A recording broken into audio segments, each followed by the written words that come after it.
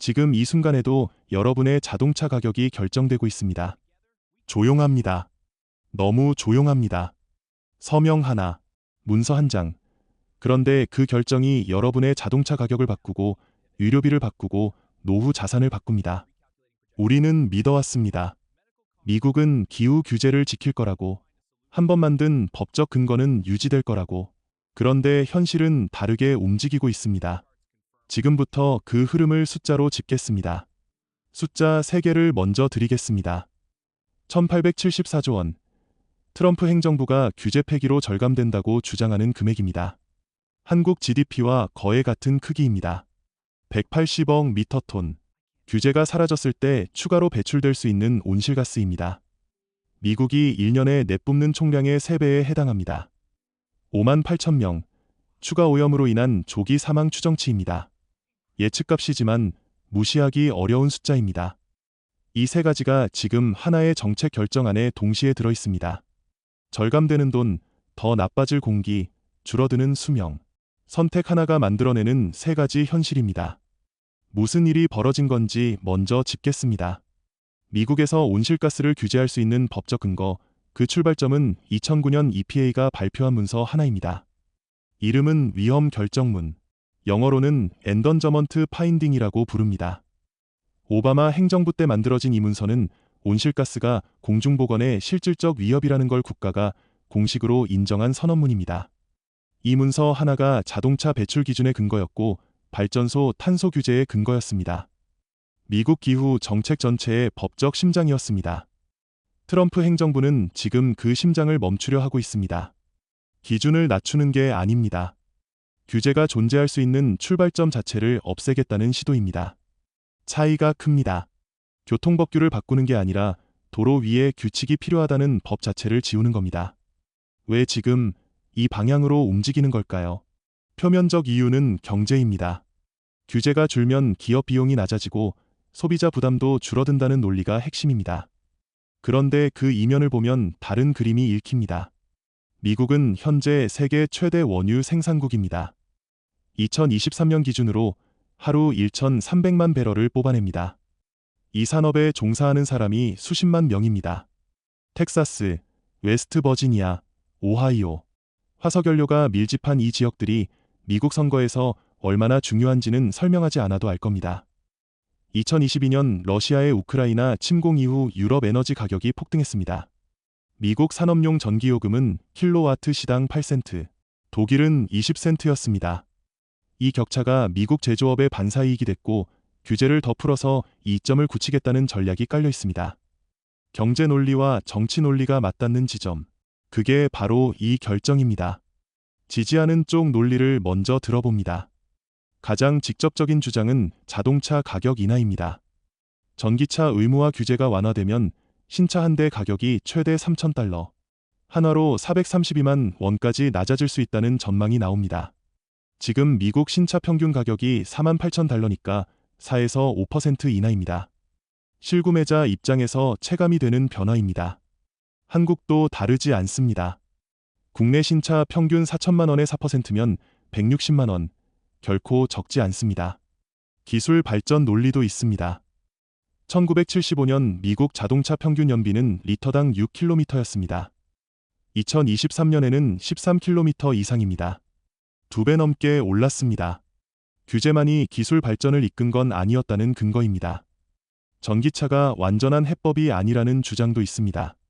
배터리를 만들 때 리튬, 코발트, 니켈을 채굴하고 가공하는 과정에서도 탄소가 나옵니다. 제조 단계에서 전기차 한 대는 내연기관차보다 탄소를 약 40% 더 배출한다는 분석도 있습니다. 운행 기간 전체를 보면 달라지지만 지금 당장의 계산은 단순하지 않습니다. 일본의 전략도 참고가 됩니다. 전기차 일변도 대신 하이브리드 중심으로 복수 기술을 경쟁시키면서 배출 기준은 꾸준히 낮춰왔습니다. 도요타가 글로벌 점유율을 지킨 방식입니다. 단일 기술 강제보다 경쟁 구도가 더 효과적일 수 있다는 근거로 읽힙니다. 단기 효과만 보면 지지층 논리는 설득력이 있습니다. 그런데 반대측의 계산서를 보면 숫자가 무거워집니다. 5만 8천 명, 이 숫자에 미국 EPA가 산정하는 통계적 생명 가치를 곱해봅니다. 1인당 약 1,100만 달러, 계산하면 6,380억 달러, 한화로 918조 원입니다. 절감한다는 1,874조 원의 절반이 사망 추정 비용으로 상쇄됩니다. 절감액의 절반이 건강 비용으로 사라집니다. 이건 무시할 수 없는 구조입니다. 건강 비용은 수치 이전의 현실이기도 합니다. 규제가 풀리면 자동차와 발전소에서 나오는 미세먼지 농도가 높아집니다. 천식, 심혈관 질환이 늘어납니다. 미국 CDC에 따르면 천식 관련 의료비와 생산성 손실이 연간 500억 달러, 한화 72조 원입니다. 대기질이 나빠지면 이 숫자는 더 커집니다. 그 비용은 기업이 아니라 개인이 냅니다. 무역 구조도 흔들립니다. 유럽연합은 2026년부터 탄소 국경 조정 제도, 줄여서 CBAM을 시행합니다. 탄소를 많이 배출해서 만든 제품에 추가 관세를 붙이는 제도입니다. 미국이 규제를 완화하면 미국산 제품이 유럽에 팔릴 때 추가 비용이 붙습니다. 국내 규제를 풀었는데 수출이 막히는 역설입니다. 아낀 돈보다 못 버는 돈이 더 많아지는 구조입니다. 2023년 한 해 미국 자연재해로 인한 경제 손실이 1천억 달러를 넘었습니다. 해마다 늘고 있습니다. 홍수, 가뭄, 폭염, 산불. 이 비용은 기업이 아니라 납세자가 냅니다. 지금 아니면 나중에. 선택지는 둘 중 하나입니다. 이번 결정이 과거와 다른 결정적 이유가 있습니다. 8.2기 후 협약 탈퇴는 재가입하면 됩니다. 바이든이 그랬습니다. 오바마의 청정전력계획은 트럼프 일기 때 폐지됐다가 바이든 행정부에서 다시 나왔습니다. 반복입니다. 사이클입니다. 그런데 위험 결정문은 다릅니다. 이 문서가 사라지면 다음 정부가 규제를 복원하려 해도 과학적 근거를 처음부터 다시 수집해야 합니다. 공청회를 열어야 하고 법적 절차를 처음부터 밟아야 합니다. 최소 2년, 길면 3년이 걸립니다. 그 기간 동안 규제 공백이 생깁니다. 그 2에서 3년 동안 공장은 돌아가고 자동차는 달리고 발전소는 연기를 냅니다. 그 결과는 천천히 쌓입니다. 눈에 보이지 않는 방식으로. 단순한 정책 조정이 아닙니다. 구조 자체를 바꾸는 시도입니다. 3년 후를 장면으로 그려보겠습니다. 낙관적 경로에서는 규제 완화로 신차 가격이 실제로 내려갑니다. 에너지 기업 주가가 오르고 미국 제조업 일자리가 늘어납니다. 절감된 비용이 연구개발로 이어지고 탄소 포집 기술이 빠르게 발전합니다. 한국 입장에서는 미국 자동차 시장이 커지면서 부품 수출이 늘고 하이브리드 차량 수요 증가로 현대차와 기아의 미국 점유율이 오릅니다. 가능한 흐름입니다. 현실적 경로에서는 다릅니다. 연방 기준은 완화됐지만 캘리포니아는 독자 기준을 유지합니다. 캘리포니아는 미국 자동차 시장의 약 10%를 차지하는 단일 최대주입니다. 그 캘리포니아가 따로 움직이면 자동차 회사들은 두 가지 기준을 동시에 맞춰야 합니다. 설계 비용이 올라갑니다. 생산이 복잡해집니다. 비용 절감 효과는 기대치의 20에서 30%에 그칩니다. 차가 비나는 432만 원이 아니라 70만 원 선에서 멈춥니다. 유럽과의 무역 마찰은 서서히 커지고 한국 배터리 기업들의 미국 투자 회수 시점이 밀려납니다. 이 시나리오가 현실이 되면 미국 기준과 유럽 기준 중 어느 쪽을 택하느냐에 따라 기업의 글로벌 경쟁력이 갈립니다. 둘 다 맞추면 비용이 늘고 하나를 포기하면 그 시장을 잃습니다. 어느 쪽도 쉽지 않습니다. 비관적 경로에서는 더 어둡습니다. 법적 근거 폐기로 규제 공백이 생깁니다. 환경단체와 주 정부들의 소송이 수년간 이어집니다. 기업들은 어느 기준을 따라야 할지 몰라 장기 투자를 미룹니다. 규제 완화 효과는 실현되지 않고 불확실성 비용만 쌓입니다. 180억 미터톤의 추가 배출이 현실화되면 농업 생산성이 떨어지고 해수면이 빠르게 오르고 폭염 피해가 퍼집니다. 미국만의 이야기가 아닙니다. 세 경로 모두에서 공통점이 있습니다. 불확실성 자체가 비용이라는 점입니다. 기준이 정해지지 않으면 기업은 투자를 미루고 일자리도 함께 멈춥니다. 어떤 경로가 현실이 되든 이 비용은 피할 수 없습니다. 이건 남 얘기가 아닙니다. 지금 여러분 얘기입니다. 한국은 2023년 기준 미국의 자동차를 약 120만 대 수출했습니다. 280억 달러 규모입니다. 현대차그룹이 조지아주 전기차 공장에 투자한 돈이 7조 원입니다. 미국 정책이 흔들리면 이 7조 원의 회수 계획이 흔들립니다. 그 7조 원은 어딘가에서 여러분의 주식과 여러분의 퇴직연금과 연결돼 있습니다. 투자를 하고 계십니까? LG에너지솔루션, 삼성 SDI, SK온 같은 한국 배터리 기업들의 미국 매출 비중을 지금 확인해 보십시오. 미국 전기차 수요가 꺾이면 이 기업들의 공장 가동률이 직격탄을 맞습니다. 관련 기업에 다니는 직원들의 고용이 흔들리고 협력사 주문이 줄어듭니다. 장기로 보면 한 가지 흐름은 변하지 않습니다. 태양광 발전 비용은 지난 10년간 90% 이상 낮아졌습니다.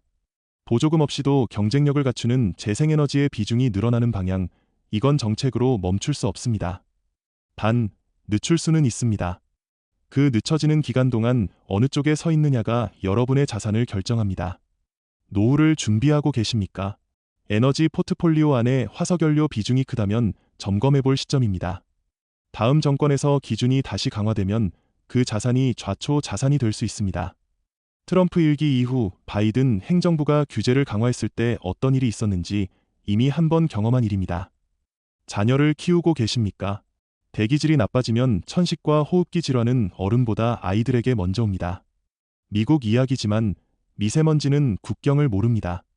한국도 연간 약 1만 2천 명이 대기오염 관련 조기 사망으로 추정됩니다. 지금입니다. 이미 시작됐습니다.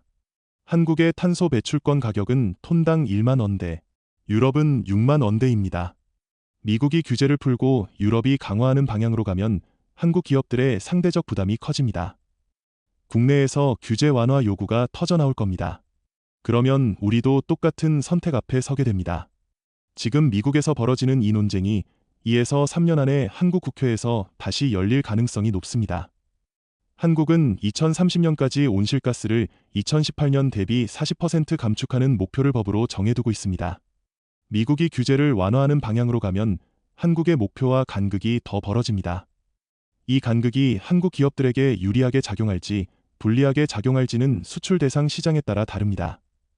유럽 시장 중심이라면 오히려 유리한 위치가 될 수도 있습니다. 미국 시장 중심이라면 불필요한 비용을 지는 구조가 될 수 있습니다. 어느 쪽도 단순하지 않습니다. 동시에 두 방향을 봐야 합니다.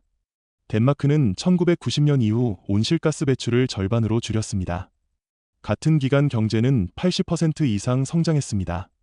규제가 반드시 경제를 죽이지는 않는다는 근거입니다. 단, 덴마크와 미국은 규모도 산업 구조도 다릅니다. 그대로 가져다 붙이면 틀립니다. 규제가 강화될 때 버텨낸 기업이 살아남습니다. 규제가 완화될 때 기회를 잡은 기업도 살아남습니다. 방향을 잘못 예측한 기업은 어느 쪽이 되든 사라집니다. 그 기업의 직원들, 가족들, 그 지역의 경제가 함께 흔들립니다. 이게 지금 이 결정의 무게입니다. 앞으로 방향을 결정할 4가지를 봐야 합니다. 첫 번째, 법원 판결. 환경단체들의 소송 결과가 이 정책의 실제 효력을 결정합니다. 두 번째, 캘리포니아의 대응. 캘리포니아가 독자 기준을 얼마나 강하게 유지하느냐에 따라 자동차 산업 전체의 실질적 영향이 달라집니다. 세 번째, 유럽의 움직임. CBAM 적용 범위가 자동차 분야로 확대되는 시기를 주목해야 합니다. 네 번째, 한국 정부의 반응. 한미 무역협의에서 환경기준 관련 어떤 논의가 나오는지 공식 발표를 통해 확인해야 합니다. 이 4가지를 추적하면 6개월에서 1년 안에 이 이슈의 실체가 보입니다. 이 사안의 핵심은 결국 하나입니다. 지금의 비용을 미래로 미루느냐, 아니면 지금 부담하고 미래를 줄이느냐. 경제학에서는 이걸 시간 선호의 문제라고 부릅니다. 지금 1,000원의 혜택이 미래의 10만 원 손실보다 중요하다고 판단하면 규제를 풉니다. 반대라면 규제를 유지합니다. 어느 쪽이 맞느냐는 경제 판단이면서 동시에 윤리 판단입니다. 지금 세대가 누릴 혜택과 다음 세대가 부담할 비용, 그 균형을 어떻게 잡느냐의 문제입니다. 미국은 지금 그 선택을 아주 크게 공개적으로 하고 있습니다. 그리고 그 선택의 파급은 반드시 우리에게 옵니다. 무역을 통해서, 에너지 가격을 통해서, 자동차 산업을 통해서, 그리고 미세먼지를 통해서. 멀리 있는 일이 아닙니다. 이미 연결돼 있습니다. 지금 이 순간에도 새해 숫자를 다시 떠올려 봅시다. 1874조 원, 918조 원, 180억 미터톤. 절감되는 돈과 발생할 수 있는 건강 비용과 더 나빠질 수 있는 공기, 어느 쪽이 더 크냐, 지금 당장 계산하기 어렵습니다. 시간이 지나면서 데이터가 쌓여야 알 수 있습니다. 그래서 지금 이 시점에서는 어느 방향이든 열린 자세로 정보를 모으는 것이 합리적입니다. 법원 판결, 유럽 탄소 국경세 확대, 한국 정부의 공식 입장, 변화가 생길 때마다 이 채널에서 정리해드리겠습니다. 마지막으로 여러분께 묻겠습니다. 지금 당장의 비용 절감을 택하시겠습니까? 자동차 가격이 조금 내려가고 에너지 요금이 조금 낮아지는 그 방향을 선택하시겠습니까? 아니면 지금 비용을 내고 미래를 막는 쪽을 선택하시겠습니까? 더 엄격한 기준을 유지하고 당장의 혜택보다 장기 안전망을 택하는 그 방향을 선택하시겠습니까? 정답은 없습니다. 하지만 이 질문을 외면하면 누군가 대신 답을 냅니다. 그 답이 여러분의 자동차 가격으로, 의료비로, 자녀의 공기로, 노후 자산으로 돌아옵니다. 생각해 두십시오. 지금 바로 이 흐름을 계속 추적하고 싶으시다면 구독과 알림을 설정해 두십시오. 중요한 변화가 생길 때마다 찾아오겠습니다. 오늘도 끝까지 함께 해주셔서 감사합니다.